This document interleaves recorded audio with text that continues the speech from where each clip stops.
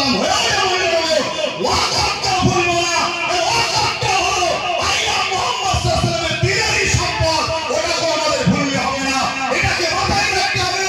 যেখানে যেখানে আন্দোলন হচ্ছে ওই আন্দোলনে যদি ওয়াকাতের বিষয় না থাকে তাহলে আপনাদের ভাবতে হবে তাহলে কুছ কানা হ্যায়, তাহলে সেখান থেকে আমাদেরকে একটু দূরে থাকা দরকার আছে না নয়?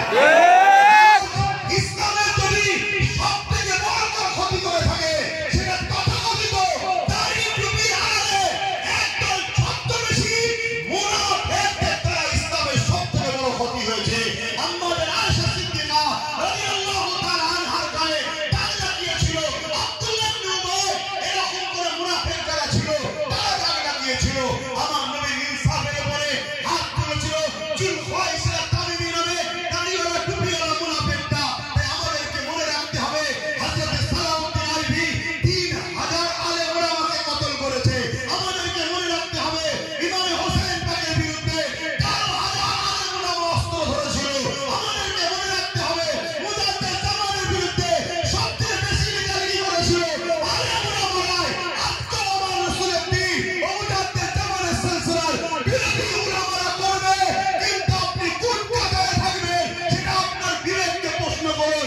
আহলে সুন্নাত ওয়াল জামাত যেমন একদিকে ধর্মপ্রেম, মানবপ্রেম, দেশপ্রেম, দেশের উপরে আঘাত এলে আহলে সুন্নাত ওয়াল জামাত লড়াই করছে, করবে। আপনারা কি সাথে আছেন? হলো মানবপ্রেম, মানুষের প্রেমের জন্য সবথেকে বড় শিক্ষা আগে প্রয়োজন। আহলে সুন্নাত ওয়াল জামাত পিছিয়ে পড়া মানুষকে শিক্ষা দিয়ে প্রতিষ্ঠিত করতে চাইছে। এই লড়াইয়ে মানুষের সাথে আপনারা কি আহলে সুন্নাত ওয়াল জামাতের সাথে ছিলেন? আগামী দিন থাকবে। শেষ কথা হবে ধর্মপ্রেম।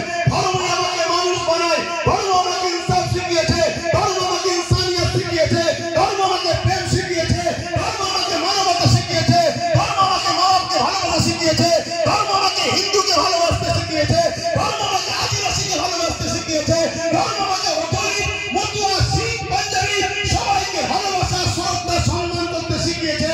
পাশাপাশি ধর্মই আমাকে দেশকে ভালোবাসতে শিখিয়েছে। সেই ধর্মের উপরে কোনো আঘাত এলে জীবনের বুকে টাকা খুন ঢালতে হলো আমরা দিতে রাজি আছি।